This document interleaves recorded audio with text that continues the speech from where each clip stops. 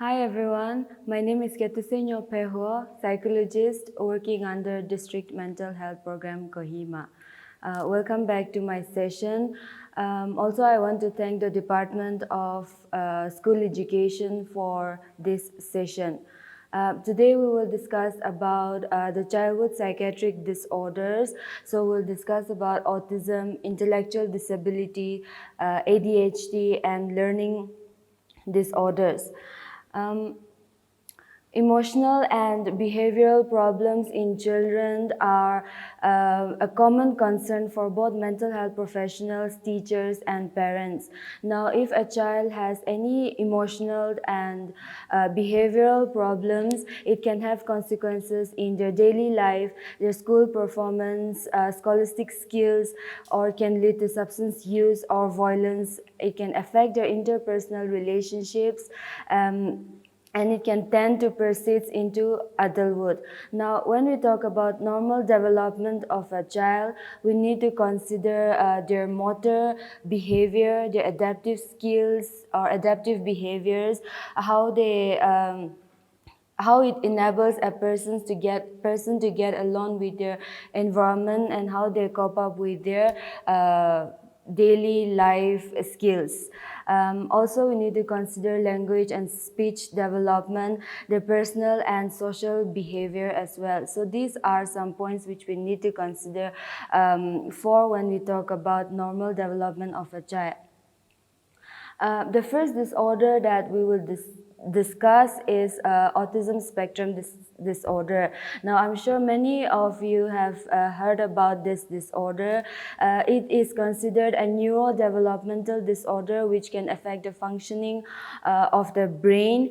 So the symptoms of autism spectrum disorder, it's usually observable before the age of 2 years of age, though in some cases, even later in life, the symptoms may occur, the onset can occur.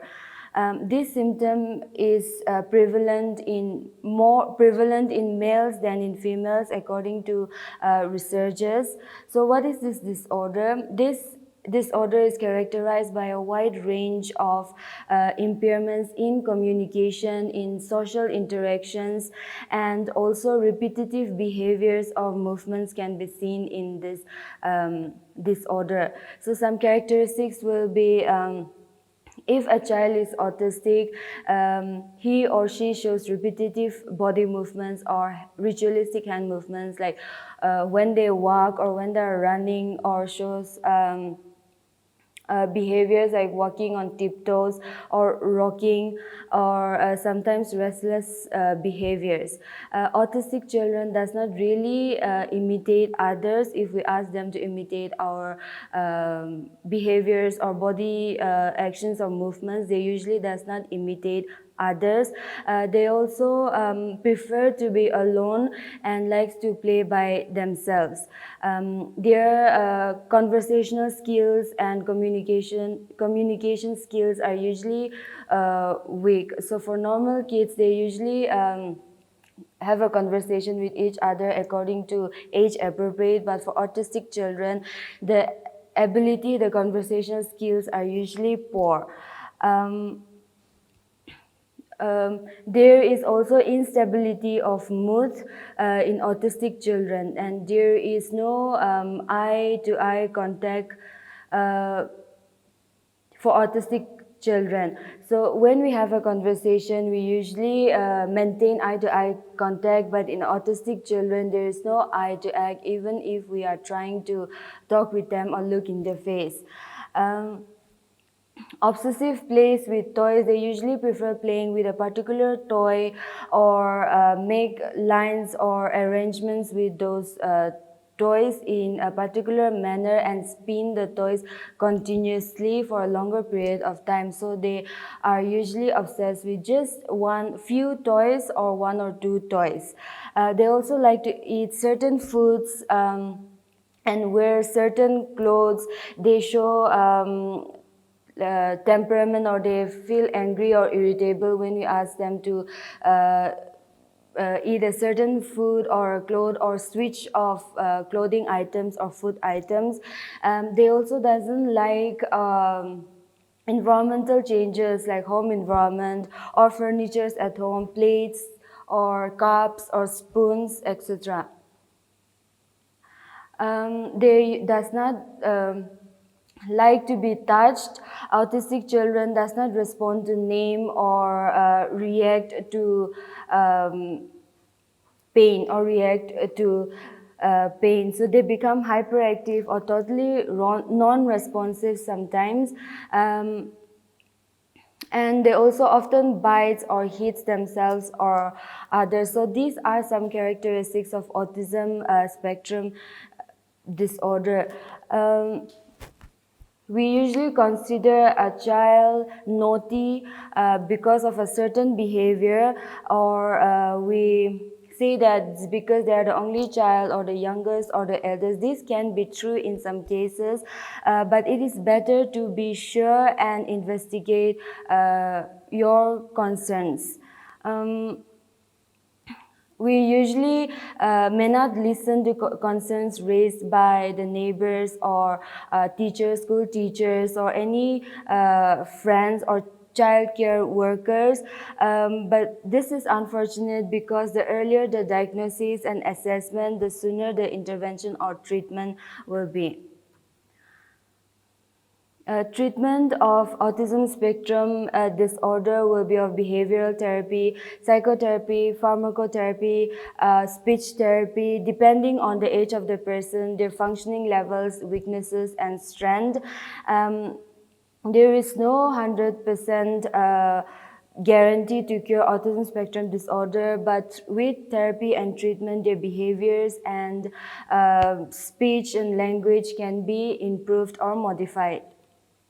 The next disorder is intellectual disability. Now, this disorder was formerly known as mental retardation. It refers to significantly sub-average, that is below average IQ, with impairment in adaptive behaviors, and this impairment in adaptive behavior will be manifested during the developmental period, so it will be observable during childhood. Severe intellectual disability is generalized impaired in all areas of functioning skills, in scholastic skills, speech and language, or in their motor skills. So impairment will be present in these factors depending on the severity. So in order to diagnose intellectual disability, IQ assessments are done using standardized tests. And also adaptive behavior can be assessed by interviewing the parents or teachers or their caretakers. Intelligence is the ability to learn from one's experience and using these resources to effectively in adapting to new situations and also solving problems. So we usually misunderstood intelligence as just the ability of our memory, but intelligence consists of so many factors which we need to consider. Adaptive behavior are the abilities to meet responsibilities of social life, interpersonal relationships, daily life skills, personal and occupational functioning as well. Appropriate to age, social, cultural, their background and their environment. So IQ and adaptive behaviors will be assessed to diagnose intellectual disabilities.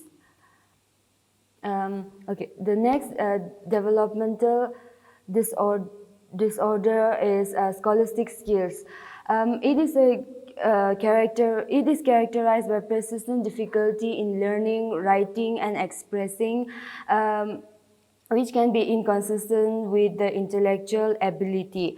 So even if they are intelligent, the intellectual level will be high, but they might face difficulties in reading, writing, or sometimes expressing, and sometimes with numbers.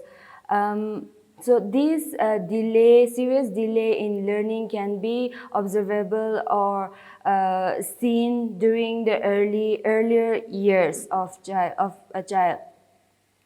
Some types of disorders are dyslexia, dysgraphia, and dyscalculia, where in dyslexia, a reading disorder, the child finds it difficult to recognize a particular word, or they use reversal words or long hesitations, or basically slow learning.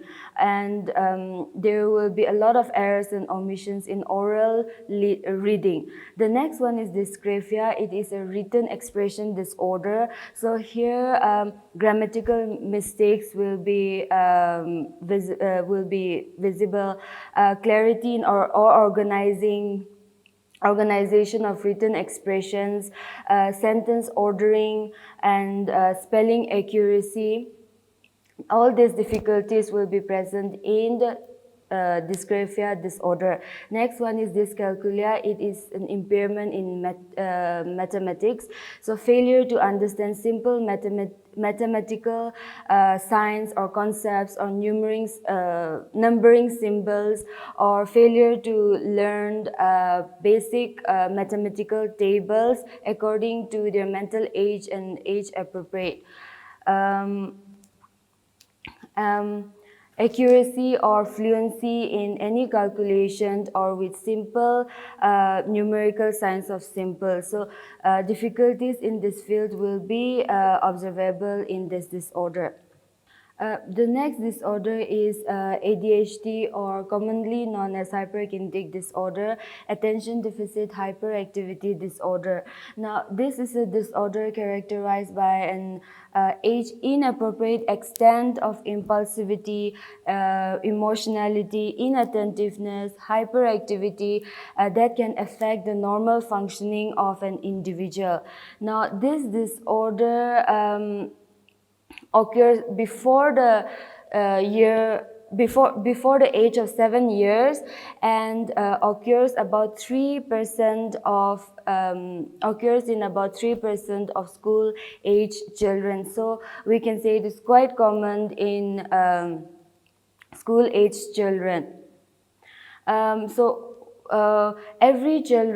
normal children sometimes behave in a way which is not acceptable, or sometimes they are restless, they are impulsive, and they does not give close attention. But when it comes to this disorder, this kind of inattention and hyperactivity can be a bit higher, and it can also affect their daily functionings and scholastic skills. So what is inattention in this disorder? ADHD child will fail to give close attention to details, like even in schools or at home whenever they are studying or watching a movie or a cartoon series. They usually find it difficult to organize tasks and activities, organizing their toys or keeping in place their toys and pens or pencils or sharpeners. They usually lack organizing abilities, especially their personal stuffs. They often loses these things and also finds it difficult to sustain their attention for a longer period of time. So even whenever they're in class or attending a class, they will be distracted easily, and they will get out of their seat and move around and disturb their other friends, or climb their chairs and desks. So this kind of behaviors will be seen at home and at school as well for kids who might show ADHD symptoms. They are often forgetful and does not follow instructions. Hyperactivity and impulsivity. So children with ADHD usually shows frigidity, like playing with their pens or pencils, or moving their feet, or hand clapping or flapping. All these behaviors will be seen. Difficulty in sitting still at one place for a longer period of time. They often talk excessively and has difficulty waiting for their turn. So whenever they are asked to stand in the queue to get sweets or any items, they are usually impatient and they find it difficult to wait for his or her turn. They interfere in other people's activities and is often on the go. So these are some hyperactivity and impulsivity signs of ADHD. Now, the diagnosis, ADHD diagnosis can be made on the basis of teachers' reports and parents' report and clinical examinations by their psychologist. ADHD symptoms are present in 2 or more settings, and it can coexist with learning disability, depression, or speech disorder in most children. For treatment of ADHD, pharmacotherapy, special education, behavioral modification can be given. Next is problems of school learning and attendance. Now, unlike physical development, the changes in cognitive development and our cognitive abilities are not visible, and their manifestations is not the same in all adolescents. One individual may show advances in a particular field or topics or areas of expertise, whereas another adolescents may show advanced development on different topics.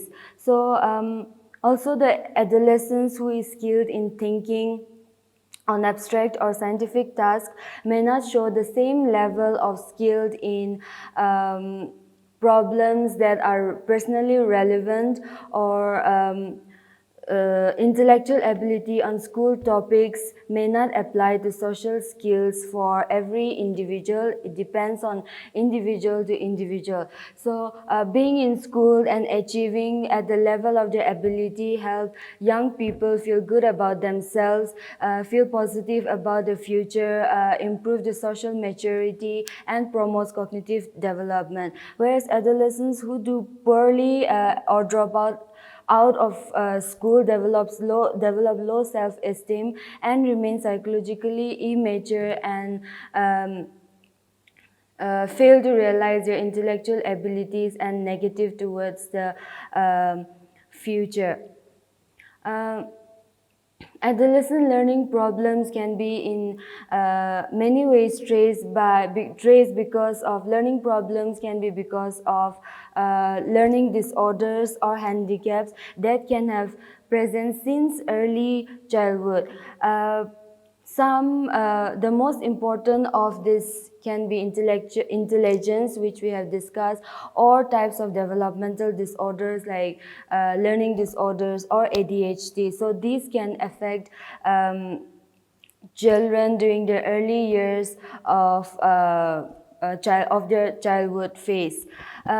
So teachers and mental health professionals or parents need to be familiar with how these conditions can affect their behavior and performance in school. Very importantly, at the early years of their life.